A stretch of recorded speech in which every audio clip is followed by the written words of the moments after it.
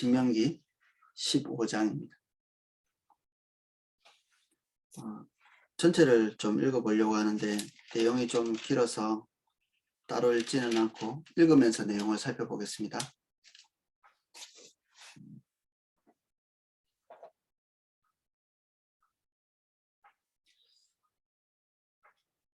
매 7년 끝에는 면제하라.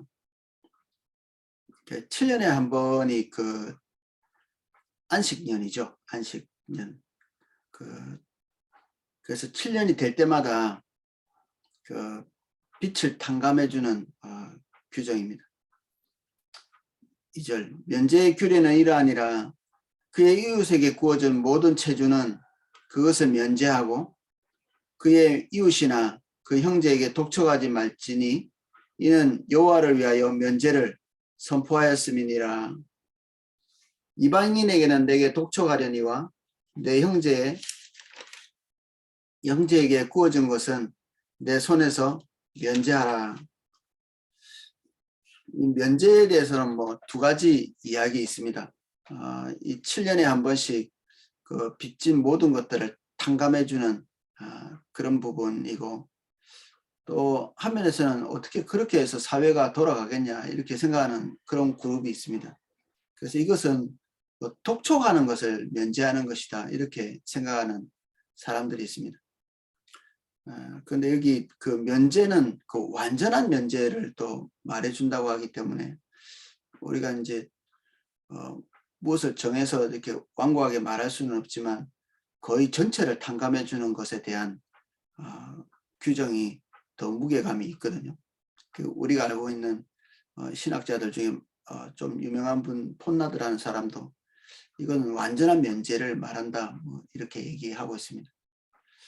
제가 볼 때도 좀 그런 부분이 있는 것 같고, 그래서 이것은 그 7년에 한 번씩 빚진 모든 것들을 이렇게 면제하는 그런 규정이라고 볼 수 있습니다. 그리고 이것을 독촉하고 다시 이렇게 그 빚을 갚도록 하는 것이 화면에서는 정당합니다. 이 7년이 되기 전에 빚진 자에게 그 경제권을 행사해 가지고 담보 잡는 것도 허락되어 있습니다. 담보 잡는 것도 성경에는 그 적절한 규정에 따라서 그 사람이 빚을 갚을 때까지 옷을 담보 잡는다든지, 주로 이제 빚진 사람들은 가난한 사람일 거니까 그런 것들 생명에 지장이 없는 한에서 담보를 설정하고 그리고 빚을 갚을 때까지 빚을 독촉할 수 있습니다. 체주는. 그런데 7년째 되는 그 해에는 그 독촉을 멈추고 모든 것들을 이렇게 탕감하도록 되어 있죠. 여기에 겹치는 게 이제 안식년이 되면 농사도 금지되게 되어 있잖아요. 이 7년째는 모든 노동들을 중단하고 하나님과 관계만 가지는 축제를 하고 그리고 성경을 낭독하고 하나님과 깊은 관계로 나아갈 수 있도록 그 한 해 통째로 비워서 노동을 중단하고 주변의 사람들에게도 자유를 선언하는 그런 해가 7년째 안식년입니다. 4절.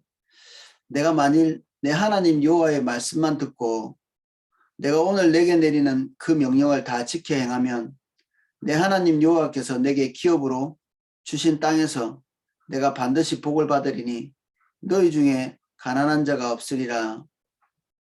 내 하나님 여호와께서 내게 허락하신 대로 내게 복을 주시리니 내가 여러 나라에 꾸어 줄지라도 너는 꾸지 아니하겠고 내가 여러 나라를 통치할지라도 너는 통치를 당하지 아니하리라. 이것은 이제 그 땅의 주인들에게 하는 말이죠.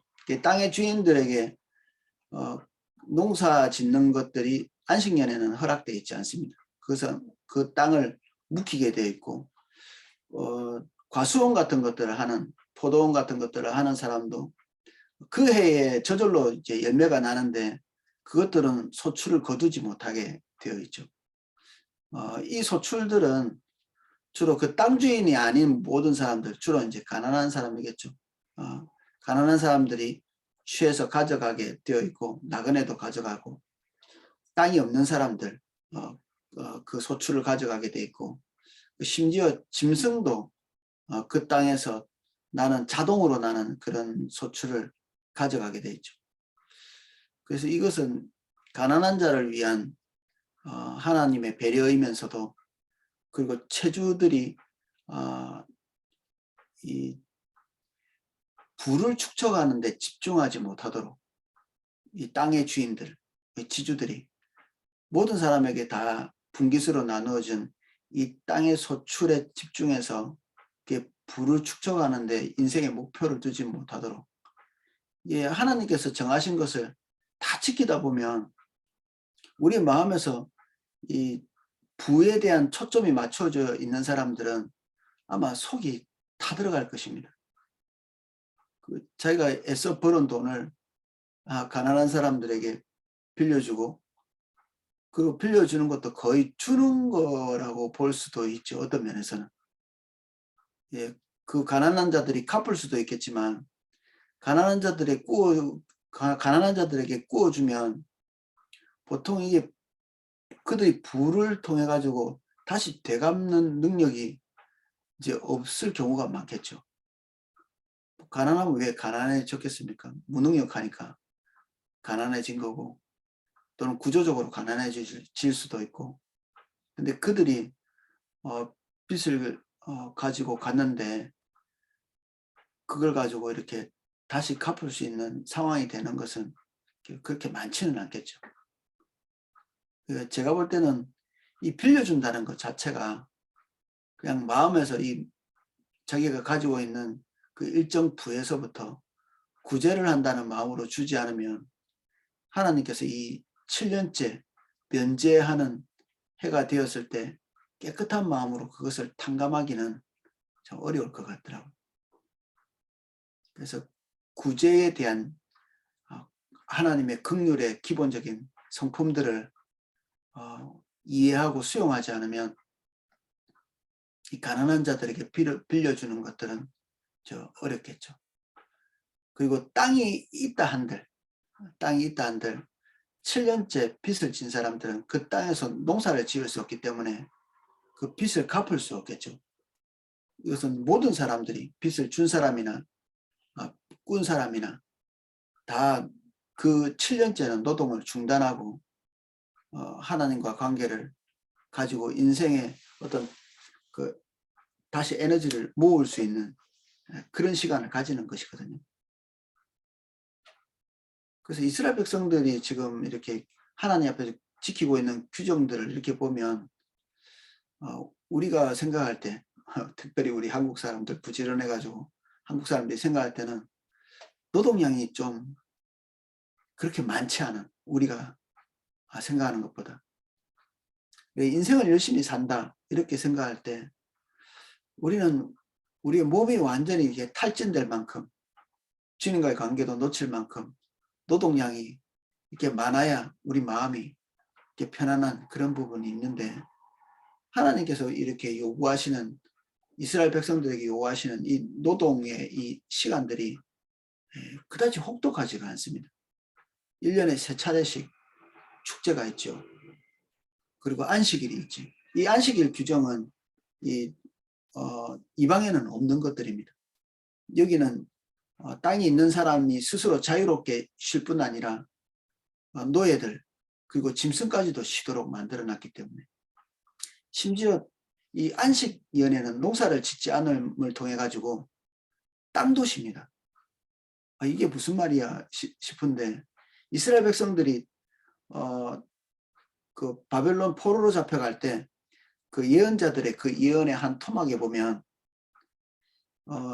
너희들이 포로로 끌려간 시간 동안에 이 안식년, 그동안에 이스라엘 백성들이 안식년을 지키지 않았던 것 같아요. 잘 탕감도 당연히 안 해줬을 거고 땅도 쉬지 못하게 했을 것이고, 그래서 이 규정을 만약에 제대로 지켰다면 이스라엘의 그 빈부격차는 현저히 이렇게 약해 있을 거거든요.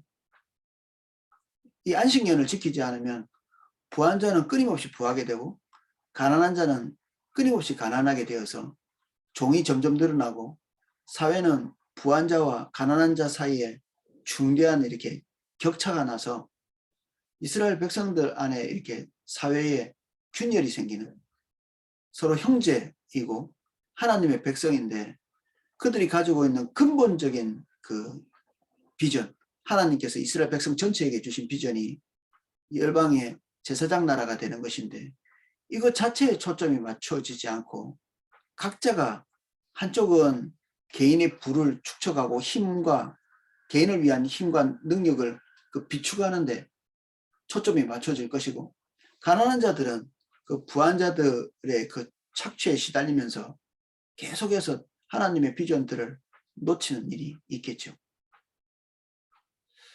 그래서 이런 그 사회적인 구조가 지금 당장 우리에게 적용하기는 어렵겠죠. 이 사회를 그렇게 한 번에 뜯어고치기도 어렵고. 그런데 하나님께서 기대하시던 이스라엘 백성 안에서의 이 경제 구조는 이랬었다. 그리고 이거를 우리는 믿는 자들 안에서 어떻게 적용할 수 있을 건가 이제 고민해 보시면 될 것 같습니다. 각자는. 우리는 율법이 우리를 옥죄이는 것이 아니라 율법은 우리에게 지혜를 주거든요. 우리가 가난한 자들에 대한 태도를 어떻게 할 것인가, 이런 부분들을 보면서 유추해 볼 수 있겠죠. 어느 정도의 기간에, 어느 정도, 그리고 어떤 마음으로 가난한 자를 돌봐야 될 건가, 그런 이해도 할 수 있을 것이고. 그리고 하나님께서는 이 안식년이라는 규정을 통해서도 짐승들에 대한 긍휼까지도 잊지 않는 하나님의 성품을 이해할 수 있습니다. 7절, 내 하나님 여호와께서 내게 주신 땅 어느 성읍에 서든지 가난한 형제가 너와 함께 거주하거든 가난한 형제에게 내 마음을 완악하게 하지 말며 내 손을 움켜쥐지 말고 반드시 내 손을 그에게 펴서 그에게 필요한 것으로 쓸 것을 넉넉히 부어주라. 손을 편다는 말이 이스라엘 백성은 두 가지 의미가 있습니다. 물질을 움켜줘서 인색하게 살지 않는다는 뜻이고, 손을 편다는 말은 또 부지런히 일하는, 이 손이라는 게 펴야 일을 할 수 있는 거잖아요. 웅크리고 있으면 일을 할 수가 없죠. 계속 부지런히 노동하고 비축된 경제력을 가지고 가난한 자를 돕는, 이 하나님께서 기대하시는 바이죠.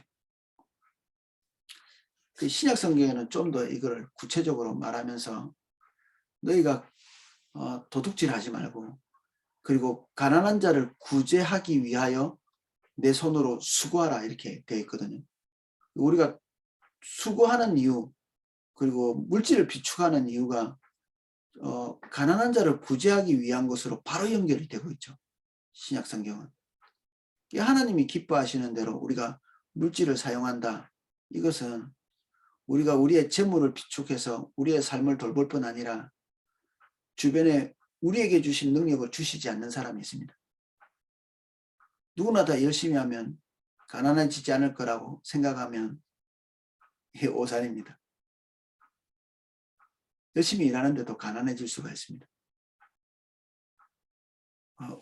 우리가 쌓은 분은 우리의 피땀 흘려서 번 거야 이렇게 생각하시면 그것을 주신, 그 능력을 주신 하나님을 모독하는 것이죠.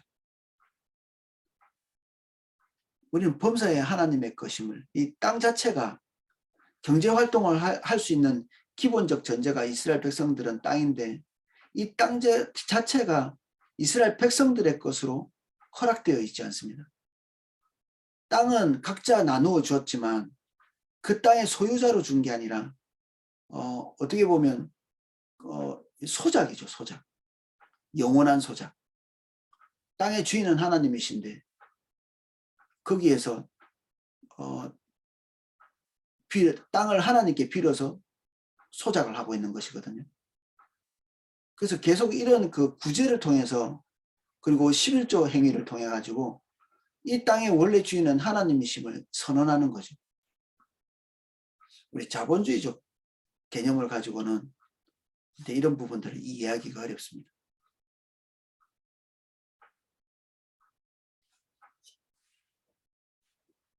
그 마이클 셀던 이야기를 종종 해드렸는데 그분은 그런 얘기를 합니다.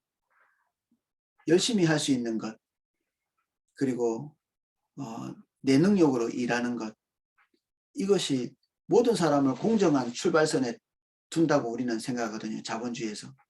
각자가 0이라는 출발점에서 어떤 사람은 열심히 일해가지고 부를 축적하고 어떤 사람은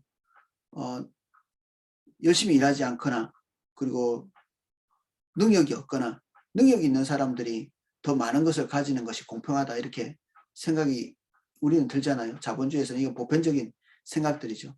근데 그분의 생각은 이렇습니다. 능력을 가졌다는 그 원인 자체가 공정한 것이 아니라고. 어떤 사람은 좋은 부모님과 지지 이런 것들을 받으면서 능력이 크게 배양될 수도 있는 것이고 하고 싶은데 그 한계에 부딪혀 있는 그런 종류의 사람이 있을 거거든요. 사람은 태어나면서부터 능력치가 다 똑같지 않습니다. 가지고 있는 한계들이 다 있는 거죠. 하나님께서 말씀하신 그 인간에 대한 정의도 그렇습니다. 너희들에게는 가난한 자가 끊이지 않을 것이다. 언젠가는 가난한 자, 누구든지 노력하면 가난한 자가 없어진다 이렇게 선언하고 있지 않고 하나님의 공동체 안에서도 주님 오시는 그날까지 가난한 자가 끊어지지 않을 거라고 말했거든요. 공산주의 사람들은 이 공산주의적인 구조를 가지고 있으면 가난한 자가 끊어질 것 같이 얘기하지만 실제로 그렇지 않죠. 근데 이 가난한 자는 왜 발생하는가? 하나님께서 긍휼이 흐르도록 만드시는 거죠. 부한 자는 가난한 자에게, 가난한 자는 그것을 도움을 받으면서 서로 형제되고 하나됨을 느끼는 공동체로 이렇게 만들어가는 거죠. 사실 우리는 물질은 다른 사람에게 이렇게 공급받을 수 있지만 또 다른 영역들을 다른 사람에게 줄 수도 있거든요. 자본주의적 구조도 우리가 누군가에게 뭔가를 주죠. 다. 우리가 빵을 맛있게 만들 수 없지만 우리가 획득한 부를 그 빵 주인에게 주면서 그가 가지고 있는 달란트, 그 빵 만드는 달란트를 가지고 우리는 또 축복을 누리는 거죠. 맛있는 빵 먹으면서. 서로 부를 획득하기 위해서 이기적인 어떤 공존을 하고 있는 게 아니라 서로가 서로를 돌보면서 그리고 자신들이 가지고 있는 그 어떤 강점 이런 걸 가지고 이웃을 섬기는 거죠. 서로. 그들은 다른 이웃을 섬기는 것을 소명으로 알고 빵 만드는 사람 빵 만드는 대로 자동차 고치는 사람 자동차 고치는 대로 다른 이웃을 돕는 이 소명을 가지고 사는 것이죠. 굉장히 이상적이지만 주님이 기대하시는 사회적 구조입니다.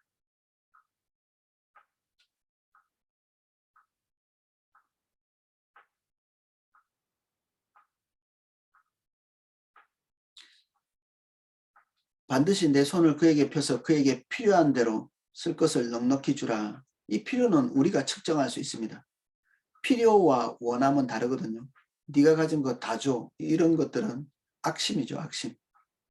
그런데 우리 눈에 볼 때 그들이 지금 긴급한 필요가 보였다. 그러면 그 긴급한 필요를 우리 눈으로 측정해서 그것들을 공급하는 거죠. 우리는 그것을 측정할 수 있는 능력이 있습니다. 그리고 우리는 상대방의 필요를 볼 수 있을 만큼 하나님의 성품이 우리 안에 머물러 있어야 합니다. 주님과의 관계가 멀어지면 상대방의 필요가 눈에 보이지를 않습니다. 눈에 보였다는 것은 하나님의 부르심을 말하는 거죠. 우리 눈에 그런 안목을 주신 것입니다. 그리고 요청하는 것이고 하나님의 요청이죠. 쓸 것을 넉넉히 구워주라. 이 꾸어주라는 말 아까 같이 설명했지만 언젠가는 반드시 받아야지. 예, 꾸어줘, 꾸어줄 때 꼭 갚아줘라고 말할 수 있습니다. 꾸어준다는 말이 한면에서는 내가 상대방에게 준 것에 대한 상대방에서 준 것, 나의 권리를 주장하는 것도 될 수 있지만 동시에 꾸어가는 사람의 자존심을 지켜주는 것입니다. 꾸어가는 사람. 다른 사람에게 꾸고 싶은 사람이 있나요? 지금 내 생계가 완전히 절박하기 때문에 부끄럽고 창피하지만 다른 사람에게 꾸잖아요. 그냥 달라는 말은 못하죠. 언젠가는 내가 갚아줄 테니 꾸어달라. 빚을 갚지 않는 것은 나쁜 일인데 빚을 갚지 않는 경우도 있겠지만 사기꾼이 그렇죠. 빚을 갚지 않는 경우도 있겠지만 그건 우리 눈으로 분별할 수 있겠죠. 갚을 능력이 되지 않는 경제력이 6년이 흘렀는데도 7년째 됐는데도 그것을 갚을 수 있는 힘이 없는, 사실은 그것을 갚지 못했다는 것만으로도 그에게는 어떤 인격적 타격이 있을 것입니다. 부끄러운 것이죠. 갚지 못한 사람이 됐다는 것. 그러면 여기에 꾸어준다는 이 개념은 거의 꾸어준다기보다는 구제한 것으로 이해해야 합니다.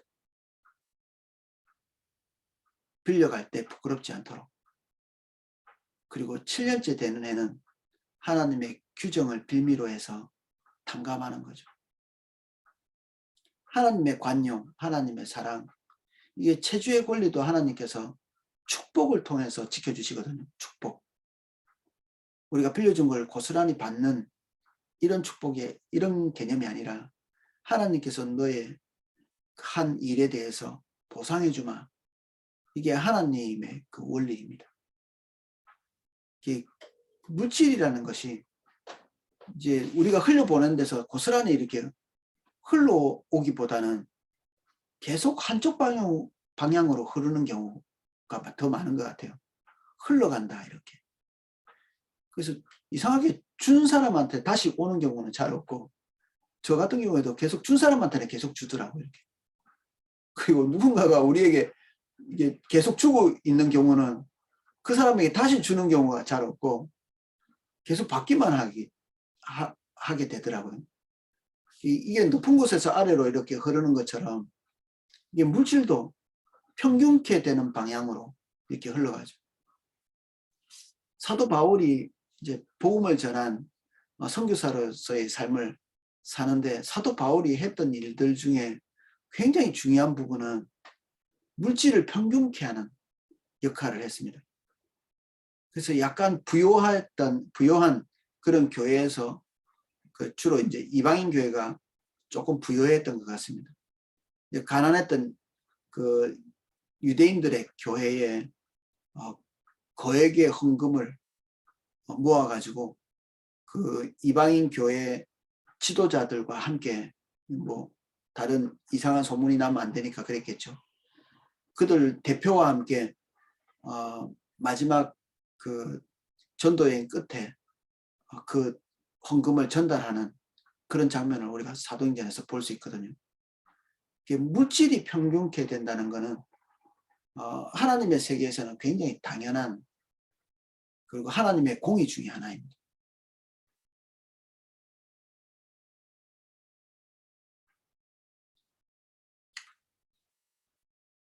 너는 삼가 너는 마음의 악한 생각은 자기 마음대로 생각하는 거죠. 하나님께서 세우신 어떤 하나님의 뜻, 의지 이런 것들을 우리 안에서 제거하고 자기가 결정한 대로 행동하는 것입니다. 품지 말라 곧 이르기를 7년째 해 면제년이 가까웠다 하고 내 궁핍함 형제를 악한 눈으로 바라보며 아무것도 주지 아니하면 그가 너를 여호와께 고소하리니 그것이 내게 죄가 되리라. 쿵피팝 형제, 우리가 눈으로 볼 수 있죠. 그가 사기를 치고 있는 건지 정말 이 필요가 있는 건지 우리는 알 수 있습니다. 근데 궁핍한 걸 뻔히 아는데, 절박한 상황이라는 것을 아는데 우리가 구제하지 않으면 그가 하나님께 탄원할 수밖에 없겠죠. 그래도 가까우니까 와서 도움을 요청한 건데 그것에 대해서 끊어버리면 뭐 억지로 뺏어갈 수는 없죠. 우리가 뭐 막는 만큼 상대방이 두 번, 세 번 이야기하지 않을 거거든요. 그는 하나님 앞에 탄원할 것이고, 하나님께서는 우리가 손을 펴서 구제하지 않은 것에 대해서 합당히 보시지 않는다. 그리고 죄로 남게 된다. 너는 반드시 그에게 줄 것이요. 반드시. 줄 때는 아끼는 마음을 품지 말 것이니라. 상대방의 필요와 그리고 절박함에 우리의 마음이 동정이 가야 됩니다. 이게 없으면 아깝겠죠. 주님이 말씀하시는 것은 네 손에 있는 것 뺏어가고 싶어 이런 얘기가 아니라 네가 내가 보는 것처럼 내 백성을 불쌍히 여겨줬으면 좋겠다. 이게 하나님의 기대입니다. 주님과 동행한다는 말은 하나님과 항상 공감한다는 얘기입니다. 주님께서 불쌍히 여기는 사람을 불쌍히 여기고, 때로는 긍휼히 여기지 말아야 될 경우도 있거든요. 그건 긍휼히 여기지 말아야 합니다. 하나님의 성정과 우리의 성정이 따로 간다. 주님과 동행하는 것이 아닙니다. 규정을 잘 지켜도.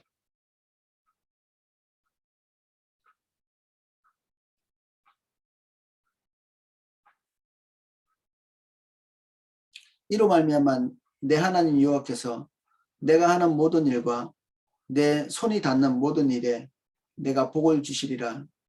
이 부한 자가 가난한 자에게 흘려보낼 때 이자를 통해서 부자가 되는 게 아니라 하나님께서 복을 주시면서 그 부를 유지할 수 있게 해주시겠다 말씀하십니다.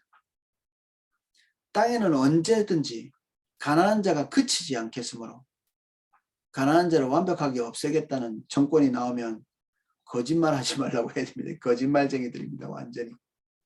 어떤 방법으로 국가를 운영하면 가난한 자가 싹 없어질 거라, 완전히 거짓말, 새빨간 거짓말을 하는 것입니다. 하나님께서 가난한 자는 그치지 않을 거라고 말했습니다. 우리 주변에서. 그 가난한 자는 우리의 몫입니다. 국가의 몫이라기보다는 우리의 몫이라고 볼 수 있죠. 믿는 자의 몫이죠. 믿는 자의 몫. 그렇다고 국가가 뭐 이렇게 복지를 정책을 한다는 것 자체가 잘못된 것은 아닙니다. 이스라엘 백성들 전체가 그 앞전에 10의 2조 규정을 가지고 있다고 했는데, 그 10의 2조에 해당하는 것들이 사실 세금 느낌으로 이렇게 이해해도 무방합니다. 이스라엘 안에는 정치 구조 자체가 이게 뭐 행정부가 이렇게 따로 있는 것이 아니었기 때문에 하나님께 드린다고 하면서 내는 그 세가 거의 이렇게 구제로 이렇게 가기 때문에 복지 정책이죠, 이게. 그래서 우리가 보통 10의 2조를 내고 어떻게 사냐 하지만 우리도 거의 10의 2조를 낸다고 볼 수 있습니다. 우리가 하나님 앞에서 11조 내고 또 우리가 또 세금을 내잖아요. 보통 한국가에서 보통 국민들이 내는 세금이 20에서 30% 정도 된답니다. 그러니까 10에 2조, 3조 이렇게 내고 사는 거죠, 우리가. 고대 사회에서는 정말 이렇게 혹독한 세금도 많이 냈거든요. 왕에게는 보통 10분의 1, 뭐 10분의 2 정도 이렇게 바쳤지만 그 지방 관리들에게 또 다른, 귀족들에게 또 다른 세금을 거의 뭐 50% 이상씩 가져가는 데가 많았기 때문에, 그래서 요셉이 그에게 바로 그 양식을 먹었던 백성들이 와서 다음 해에 이렇게 갚아야 될 때 규정을 5분의 1로 규정합니다. 5분의 1. 그러니까 20%를 세금으로 내는 거죠. 그러면 그렇게 이렇게 정해주니까 그게 애국인들이 당신을 우리를 살렸습니다 하고 되게 고마워하거든요. 20%나 떼간다고 이 도둑놈아 이렇게 하는 게 아니라 20%밖에 걷지 않는다. 이게 5분의 4를 자기들이 가져가면 이제 먹고 살만하다는 거죠. 또 인간은 항상 자기가 노동한 것보다는 더 많은 필요한 것보다는 더 많은 것을 생산해낼 수 있는 그런 능력이 있답니다. 그래서 이 남아 넘치는 이 물건들이 주기적인 공황을 만들어낸다고 하더라고요. 공황. 물건은 많이 싸져져 있는데 살 사람이 없는, 누구나 다 뭔가를 가지고 있기 때문에. 공황이 오면 사람들이, 가난한 자는 굶어 죽죠. 부한 자들은 그것을 통해서 더 많은 부를 축적할 수 있고, 이것을 해결하는 방식을 세상은 이 공황이 와서 가난하게 되어서 실직을 하면서 가난한 자는 완전히 혹독한 상태가 되고 부한 자는 더 부한 자가 되는 이런 시간들을 거치면서 이렇게 뭐 해결이 되는 그런 경우가 있거든. 시간이 많이 지나면서 이 기간을 고통 속에 보내는 거죠. 온 세상이. 아니면 또 한 가지 방법이 있는데, 전쟁이 나서 그들이 만들어 놓은 걸 다 때려 부시는 겁니다. 전쟁할 때 뭔가를 만들 수는 없죠. 전쟁 물자만 만들어내지 그동안에 전쟁을 하면서 쌓아놨던 물건들을 다 소비를 하는 거죠. 하나님께서 만드신 이 안식년 제도는 모든 사람들이 노동을 중단하고 6년 동안 만들어 놓은 소득을 가지고 하나님과 관계를 가지면서 안식을 하면서 쉬면서 그 비축되어 있는 이 물자들을 소비하는 것입니다. 굉장히 이상적이죠. 그런데 이런 구조가 성경이 기대하고 있는 바입니다. 이스라엘 백성들 안에서라도 이것이 실행되기를 기대하는 이 원리를. 근데 추정해 보건대 이런 안식령 규정이 제대로 지켜진 것 같지는 않습니다.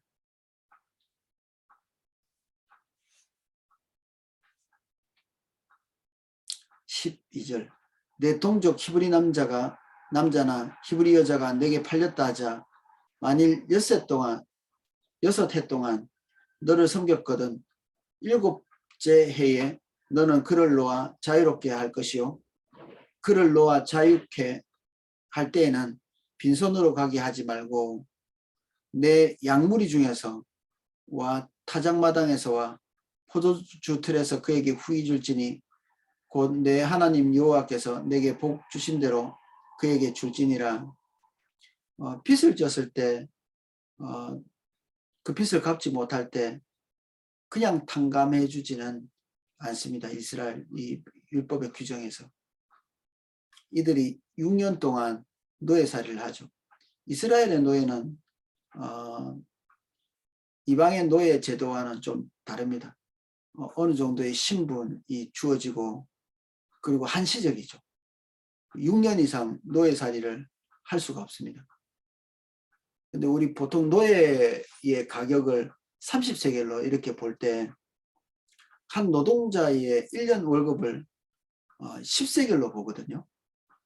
그러면 자기 몸값만큼 일하려면 3년이면 되죠. 3년. 근데 3년 일하고 나오면 다시 0에서부터 시작하는 거잖아요. 그러면 그 사람은 또 가난에 허덕이다가 기반 없이 노동이나 하고 뭐 품팔이나 하고 이렇게 살다가 다시 노예가 될 가능성이 많겠죠. 이 사람이 여기에서 6년 동안 일하는 것은 빚을 갚기 위해서 그가 가지고 있는 것을 이게 빼앗기 위해서 한다기보다는 이것도 구제책입니다. 그가 삶을 다시 한번 출발할 수 있도록 유대인들은 아까 30세겔만큼 일하고 나머지 빚을 탕감할 만큼만 이렇게 노동에서 그 싹스를 받지 않고 나머지 3년 동안 일한 것들은 이제 그에게 돌려주는 거죠. 이게 하나님의 자비입니다. 뭐 안 줘도 할 말은 없겠죠. 노예가 무슨 할 말이 있겠습니까? 근데 최소한 3년치 월급 정도에 해당하는, 다시 재기할 수 있도록, 삶을 다시 한번 시작할 수 있도록 그 정도의 미천은 줘서 내보내는 거죠.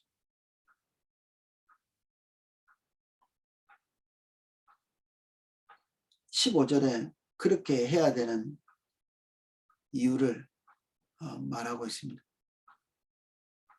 너는 애굽 땅에서 종되었던 것과 내 하나님 여호와께서 너를 속량하셨음을 기억하라. 원래 이스라엘 백성들, 이 지금 체주도 원래는 종이었다고 말하고 있습니다. 그 근본이. 근데 하나님께서 은혜 주시고 복 주시고 그리고 땅 주시고, 그래서 이게 부하게 됐기 때문에 마음을 강팍하게 하지 말고 그 가난했던 시절을 기억하고 긍휼을 거두지 말라 얘기하는 것입니다. 그것으로 말미암아 내가 오늘 이같이 내게 명령하노라. 종이 만일 너와 내 집을 사랑함으로 너와 동거하기를 좋게 여겨 내게 향하여 내가 주인을 떠나지 아니하겠노라 하거든. 이거는 스스로 그 집의 종, 스스로 생각할 때 본인이 여기에서 나가봤자 또 경제적으로 이렇게 일어설 수 있는 자신이 없다. 그리고 야, 종돼서 살아보니까 이것도 살만하다. 그리고 주인이 너무 잘해주기 때문에 그냥 여기서 사는 게 훨씬 행복지수가 높겠다. 뭐 그런 마음을 가질 수 있겠죠. 우리도 모든 사람이 다 사장 되고 싶어 하지 않고, 모든 사람이 그냥 어떤 독립적인 것을 하고 싶어 하진 않잖아요. 적절한 지위가 주어진다. 그러면 사실 남의 집에서 일하면서 생계도 해결하고 그 개인적인 복지도 훨씬 더 월등할 경우에 종되겠다고 하는 거죠. 뭐 이스라엘 백성들의 구조 안에서는 이것이 얼마든지 가능하죠. 또 한 가지, 이 종이 주인집에 들어왔을 때 그 여자 종도 있겠죠. 그럼 이 종에게 그 여자 종과 결혼할래? 이렇게 하면 이제 종의 가족이 되는 거죠. 그 여종과 남종이 결혼할 수 있도록, 이게 주인의 배려죠. 그래서 또 다른 이 가정을 꾸릴 수 있다면, 나갈 때는 만약에 이게 해방이 될 때는 이 아내를 데리고 나가지 못합니다. 이 그 종의 아내는 주인의 재산이 되는 거죠. 그래서 이게 결혼을 하겠다, 이거는 벌써 마음의 각오가 이렇게 되어 있어야 되는 거죠. 주인의 긍휼과 자비 안에서 살겠다 이렇게 결정할 때 주인이 주는 그 혜택, 그것을 이제 받아들이고 사는 거죠. 그러거든 송곳을 가져다가 그의 귀를 문에 대고 뚫으라. 그리하면 그가 영구히 내 종이 되리라. 내 여종에게도 그같이 할지니라. 이 귀를 이렇게 뚫는 규정이 있죠. 이 귀 자체가 내가 당신의 음성을 듣겠습니다라는 이 기능을 하는 거잖아요. 그래서 이 귀는 종의 제일 중요한 신체 부위 중에 하나라고 볼 수 있습니다. 주인이 하는 말을 듣고 그대로 따라하는. 그래서 이 귀를 이렇게 뚫는 거죠. 귀를 뚫고 난 다음에 그 송곳은 그 문설주에다 꽂아놨다고 합니다. 이게 대외적으로 이 사람은 이제 영영이 이 집에 노예로 산다는 거죠. 내 여종에게도 그같이 할지니라. 그가 6해 동안 품꾼의 싹을 배나 받을 만큼 너를 섬겼은즉 너는 그를 놓아 자유하게 하기를 어렵게 여기지 말라. 그리하면 내 하나님 여호와께서 내 범사에 내가 복을 주시리라. 우리는 부를 추구하기 때문에 부해지는 게 아니라 하나님께서 복을 주시기 때문에 부를 누릴 수 있습니다. 돈을 향해서 달려가는 게 아니라 우리의 소명을 충실하게 이행할 때 하나님께서 주시는 복으로 말미암아 우리가 부하게 되는 것이죠. 그리고 그 부는 하나님의 축복임을 이해하고 이렇게 하나님께서 정하신 그 구제책, 이 구제책을 짐으로 여기지 않고 부드러운 마음으로 행하는 것, 이 주님이 기대하시는 바입니다. 19절 내 소와 양 처음 난 수컷은 구별하여 내 하나님 여호와께 드릴 것이니 내 소의 첫 새끼는 버리지 말고 내 양의 첫 새끼의 털은 깎지 말고 너와 내 가족은 매년 여호와께서 택하신 곳 내 하나님 여호와 앞에 먹을지니라. 태어난 첫 새끼 이쁜데 이렇게 도살하죠. 그걸 먹도록 되어 있습니다. 왜 도살한 것을 먹느냐? 인간은 태어나면서부터 죽게 되어 있죠. 이스라엘 백성들이 애굽에 있을 때 첫 장자들이 다 죽었죠. 이것은 죄된 인간의 숙명입니다. 이스라엘 백성도 사실은 죽어야 마땅한 존재죠. 그런데 문설주의 6월절에 어린 양의 피를 바르면서 대속적 죽음을 통해 가지고 그들이 생존하죠. 이집트 사람들의 첫 태생, 짐승이든지 사람이든지 그날 저녁에 죽을 때 이스라엘 백성도 죽어야 마땅한데 이 대속적 죽음을 통해서 그들은 죄를 면했거든요. 애굽인들은 죽어 마땅하고 그리고 이스라엘 백성들은 안 죽어도 되는 그런 도덕적인 우월성을 가지고 있었던 것이 아니라 동일하게 죽을 수밖에 없는 죄인임에도 불구하고 이스라엘 백성들에게는 대속적인 죽음을 상징하는 어린 양의 피를 통해서 그날 구원을 얻을 수 있었던 거죠. 이것이 이스라엘 백성들의 탄생입니다. 이스라엘의 그 신정국가죠. 하나님이 통치하시는 국가. 하나님이 통치하겠다고 그리고 모든 열방들의 제사장 나라가 되겠다고 결정하신 그 국가는 무엇을 통해서 세워졌느냐? 대속을 통해서. 그들이 이런 것을 잊지 말라는 것입니다. 해마다 이렇게 새로운 첫 축생 거기에다가 자기 본인들의 손으로 도살해서 피 흘려서 그것을 먹음을 통해서 그들이 죽어 마땅하지만 이 대속적 은총을 통해서 이 백성이 된 이스라엘 가나안 땅에 들어와서 국가를 이루고 제사장 나라로서 삶을 꾸려가고 있다는 사실을 기억해야 되는 거죠. 우리가 누구였나? 우리 그리스도인들은 누구였습니까?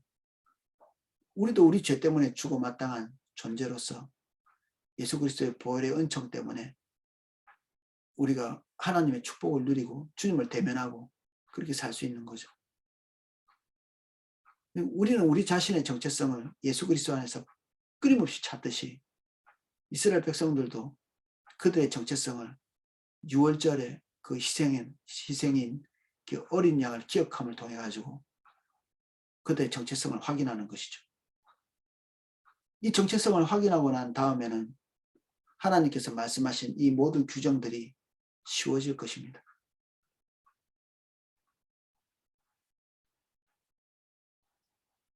너와 내 가족은 매년 여호와께서 택하신 곳 내 하나님 여호와 앞에서 먹을지니라. 이 대속의 죽음을 통해서 우리가 얻은 것은 무엇입니까? 죄가 속죄되었기 때문에 망나니같이 사는 삶, 그게 보장받은 게 아니라 하나님께 나아갈 수 있는 특권, 다시 주님과 연합할 수 있는 이런 특권을 얻은 것이죠. 그러나 그 짐승이 흠이 있어서 절거나 눈이 멀었거나 무슨 흠이 있으면 내 하나님 여호와께 잡아들이지 못할지니 내 성중에서 먹되 부정한 자나 정한 자나 다 같이 먹기를 노루와 사슴을 먹은 같이 할 것이요 오직 피는 먹지 말고 물같이 땅에 쏟을지니라. 흠이 있을 때는 여호와의 성전에는 드리지 못합니다. 그래서 안에서 제사장과 함께 교제할 때 쓰지 못하고요. 가난한 자들 그리고 각 처소에서 먹고 이웃과 나누고 이렇게 할 수 있죠. 그리고 이러한 행위를 할 때도 반드시 피는 하나님의 생명, 하나님이 주신 생명을 상징하기 때문에 그들이 임의로 이 생명을 취할 수 없는 존재인 그 한계성을 기억하면서 이 행위를 해야 합니다. 모든 인간들은 하나님이 허용하신 만큼밖에는 가지 말아야 합니다.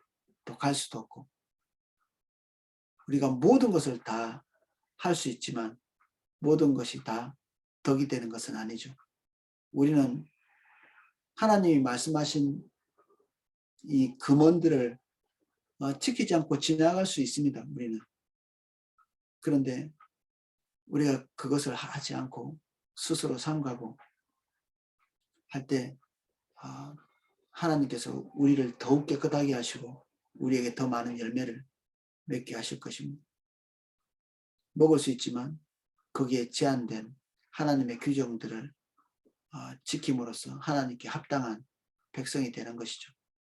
하나님께서 경고하신 그 경고의 내용을 여실히 보여주는 그 언어 습관들이 있습니다. 이것이 굉장히 두려운 내용이기도 한데 너희가 하나님의 규정을 지키지 않는 지키지 않을 때 그 뒤에 달려있는 단서가 백성에서 끊쳐지리라는 거거든요. 백성에서. 하나님의 백성이 아닌 것으로 간주한다. 무서운 것이죠. 그들이 이 땅에서 가지고 있는 제사장적 기능을 박탈하겠다는 얘기죠. 주님이 우리를 통해서 하고 싶은 하나님의 열망이 있습니다. 그 열망이 온전히 성취되려면 주님의 기대를 우리가 따라서 살아야 하고 아버지의 마음을 가져야 되고 그리고 주님께서 기대하시는 바가 우리의 삶에 온전히 적용될 수 있도록 우리가 분투하고 해야 되겠죠. 오늘 여기까지 살펴보겠습니다. 하나님의 긍휼과 자비 없이 주님이 말씀하신 어떤 것도 실행에 옮길 수가 없습니다. 주님 안에 더 깊이 들어가게 해주십시오. 주님을 사랑하기 때문에 주님이 말씀하신 이 구제의 여러 규정들이 우리에게 복이 됩니다. 우리가 이런 것들을 도저히 할 수 없는 높은 벽처럼 느낀다면 우리의 초점이 주님께 있지 않고 물질에 있습니다. 우리의 평온이 물질에 있기 때문에 하나님이 말씀하신 규정이 불합리하게 보이고 큰 산같이 보입니다. 우리 마음이 부드러워지게 해주십시오. 우리의 손이 펴지게 해주십시오. 부의 축적, 우리의 경제적인 신분의 상승, 이것이 우리 삶의 목적이 되지 않도록 도와주시옵소서. 다른 사람을 구제할 것이 있게 하기 위하여 우리 몸으로 수고하여 일하라고 말씀하신 그 하나님의 긍휼의 규정들을 우리의 성품되게 우리 마음속에 심어주시옵소서. 우리가 하나님의 백성입니다. 우리가 죽을 죄인들이고 예수 그리스도의 대속의 은총을 통해 우리가 오늘 하나님 앞에 존재합니다. 우리가 처음 있었던 그 자리 기억하게 하여 주옵소서. 예수님 이름으로 기도하였습니다. 아멘.